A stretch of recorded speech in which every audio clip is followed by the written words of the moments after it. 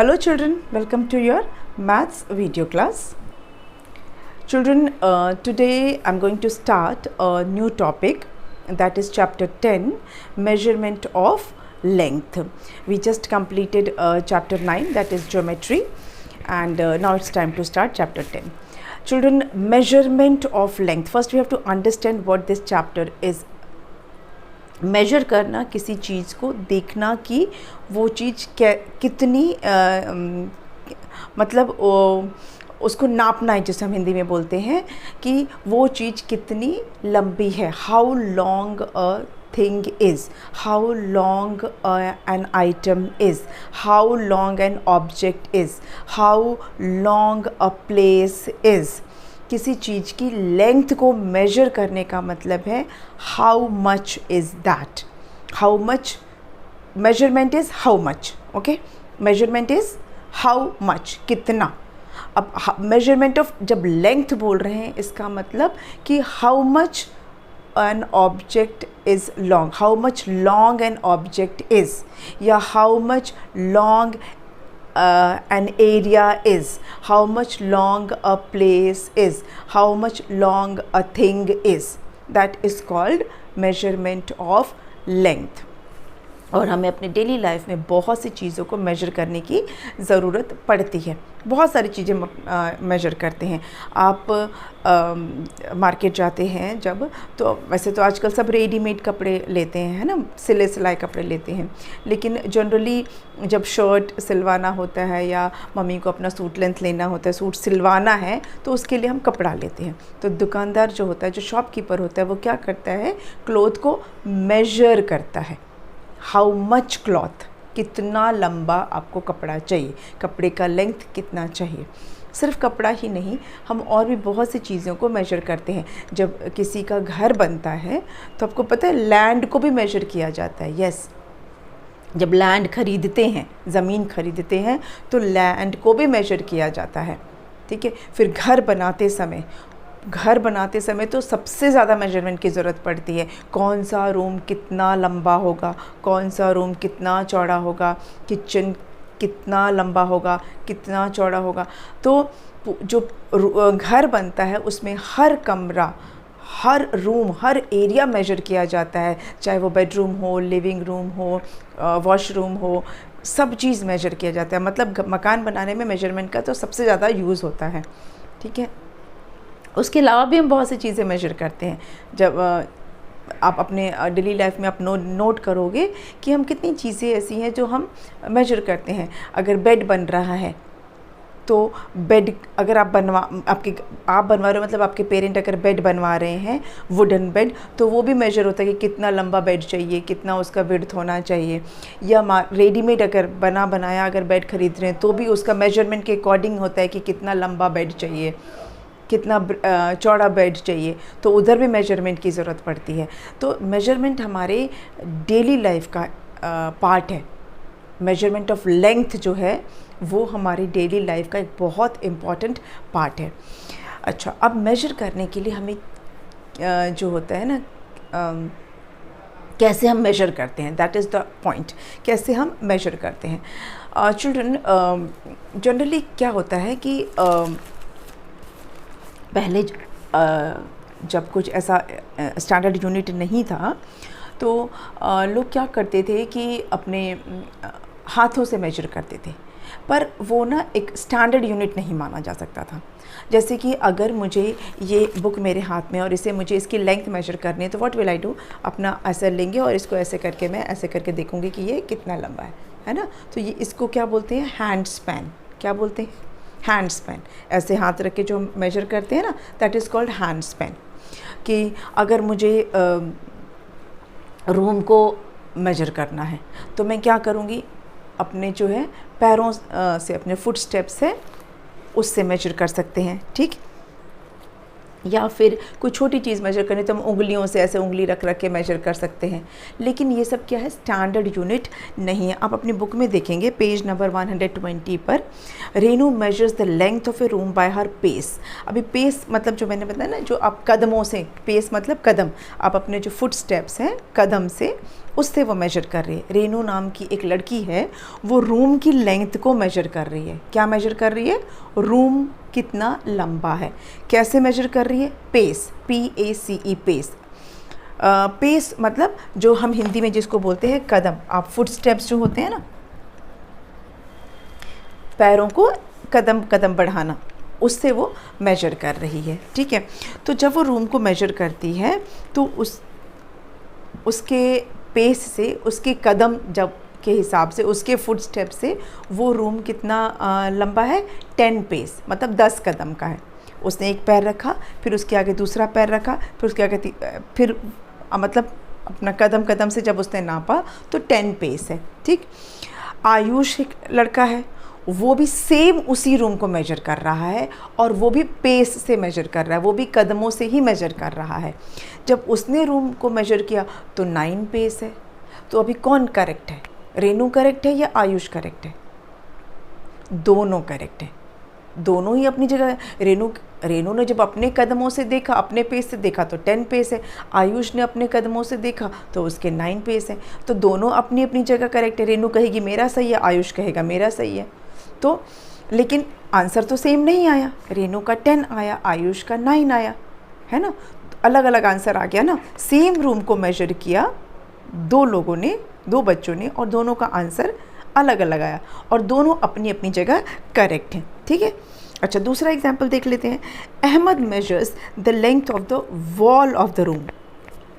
जो वॉल है, रूम की जो दीवार है, उसको उसने मेजर किया। कैसे मेजर किया? क्यूबिट से। अभी क्यूबिट क्या होता है? क्यूबिट इज़ दिस, ये जो होता है ना दिस, इसको बोलते हैं क्यूबिट। यहाँ से लेकर यहाँ तक जो होता है इसको हम कहते हैं क्यूबिट। हम कभी कभी चीज़ों को ऐसे भी नापते हैं, ठीक है, ऐसे वॉल पे रख रख के, तो इसको बोलते हैं cubit. It is called cubit. तो अहमद है, वो क्यूबिट से उसने वॉल को का लेंथ देखा और उसको कितना क्यूबिट मिला? 13 क्यूबिट। मतलब उसने जब क्यूबिट से मेजर किया वॉल को ऐसे रख के, तो 13 क्यूबिट। ठीक। फिर सोनिया ने मेजर किया सेम रूम के सेम वॉल को, रूम भी वही है, वॉल भी वही है, उसने भी क्यूबिट से मेजर किया। तो उसका कितना आंसर आया? 16 क्यूबिट। वॉल वही है, रूम भी वही है, उसका 16 क्यूबिट आया। तो क्या होगा? क्या वॉल बड़ी हो गई? सोनिया के लिए वो वॉल लंबी हो गई? नहीं ना, रूम वही है, वॉल का साइज़ भी वही है, लेकिन अहमद के हाथ के जो क्यूबिट था वो बड़ा था। मे बी अहमद लंबा होगा तो उसका क्यूबिट भी लंबा हुआ। रेनू हो सकता हाइट में, सोनिया छोटी होगी, उसका क्यूबिट छोटा होगा, तो इसलिए उसका छोटे छोटे क्यूबिट मिला के 16 क्यूबिट हो गया। दोनों ने मेजर किया, दोनों ने क्यूबिट से मेजर किया, दोनों का आंसर सही है अपनी अपनी जगह पर, लेकिन आंसर तो डिफरेंट आया, है ना। अच्छा, उसके बाद अब टीचर कर रहे हैं। Teacher measures the length of the top of the table. जो टीचर्स टेबल है उसका जो टॉप है उसकी लेंथ उन्होंने मेजर की।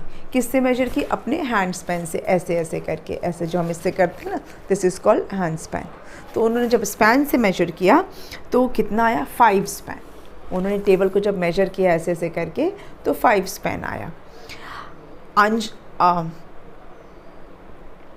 आशु ने मेजर किया सेम टेबल को, सेम टीचर्स टेबल को आशु ने जब मेजर किया, उसने भी अपने हैंड स्पैन से मेजर किया, उसका 8 स्पैन आया।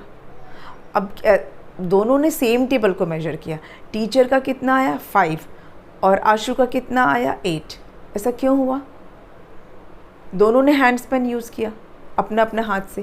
तो टीचर का हाथ बड़ा बड़ा है तो उन्होंने ऐसे ऐसे किया तो उनके बड़े बड़े 5 में ही हो गया कवर। लेकिन आशु बच्चा है, उसके हाथ छोटे छोटे हैं तो उसका हैंड स्पैन छोटा छोटा हुआ, तो इसलिए उसका 8 हैंड स्पैन हुआ। पर दोनों तो सही है ना, टीचर ने बोला 5 हैंड स्पैन है और आशु ने बोला कि 8 हैंड स्पैन है, एंड बोथ आर करेक्ट। दोनों का आंसर सही है, लेकिन दोनों का आंसर डिफरेंट है। ठीक है। अच्छा, अब देखते हैं small length are measured by finger. उंगली से भी मेजर करते हैं लोग, ऐसे उंगली रख के भी मेजर करते हैं, ये 2 उंगली, 3 फिंगर। तो Chhaya measures a small piece of pencil by her fingers. Chhaya ने एक छोटी सी पेंसिल ली और उसको उसने क्या किया? अपने ऐसे फिंगर रख के मेजर किया। तो 8 फिंगर्स। कितना आया उसका? 8 फिंगर्स। टीचर ने सेम पेंसिल को फिंगर से मेजर किया, उनका आया 4 फिंगर्स। छाया का कितना आया 8 फिंगर्स, टीचर का 4 फिंगर्स। ऐसा क्यों हुआ? छाया के हाथ छोटे छोटे हैं, उसके फिंगर्स छोटे छोटे हैं, इसीलिए उसका 8 फिंगर्स है। टीचर के फिंगर्स बड़े हैं, थोड़ी विड्थ बड़ी है, तो उनका 4 फिंगर्स दिया है। टीचर भी सही है, छाया भी सही है, लेकिन आंसर तो अलग अलग आ गया है ना। तो हमने देखा कि एक ही चीज़ को जब दो लोग मेजर कर रहे हैं, सेम चीज़ को दो लोग मेजर कर रहे हैं, पर आंसर डिफरेंट आ रहा है। रूम सेम था, रूम का लेंथ भी सेम है, उसमें कोई चीज़ नहीं है, लेकिन जब एक ने रूम को मेजर किया तो 10 पेस आया, दूसरे ने किया तो 9 पेस आया। सिमिलरली सेम वॉल को जब एक ने मेजर किया तो 13 क्यूबिट आए, दूसरे ने किया तो 16 क्यूबिट आ गया। टेबल के भी देख लो, एक ने मेजर किया तो 5 आया, दूसरे ने मेजर किया तो 8 आ गया। फिंगर में भी यही हुआ, सेम पेंसिल थी छोटी सी, उसको जब एक ने मेजर किया तो 8 फिंगर, दूसरे ने मेजर किया तो 4 फिंगर। तो गलत कोई नहीं है, सब ने अपना अपना आंसर अपने अपने हाथ से किया, अपने अपने साइज़ से किया, तो आंसर डिफरेंट आता है। अगर मैं मेजर कर रही हूँ किसी चीज़ को तो ज़रूर मेरा जो आंसर आएगा वो आपका आंसर नहीं आएगा, क्योंकि मेरे हाथ आपसे बड़े हैं। अगर मैंने क्यूबिट से मेजर किया तो मेरा क्यूबिट आपसे बड़ा होगा, आपका क्यूबिट मेरे से छोटा है तो आपका आंसर अलग आएगा, मेरा आंसर अलग आएगा। सिमिलरली मेरा हैंड स्पैन से जो आंसर आएगा वो आपके हैंड स्पैन से नहीं आएगा, क्योंकि आपके हाथ छोटे हैं। तो ये सारे स्टैंडर्ड यूनिट नहीं हो सकते, क्योंकि हम अलग अलग, हमारे साइज़ जो है, हमारे हाथ का या हमारे पैर का साइज़ सेम नहीं है, तो आंसर भी है वो अलग अलग आएगा। तो इससे क्या होगा कि आंसर में सिमिलैरिटी ही नहीं रहेगी।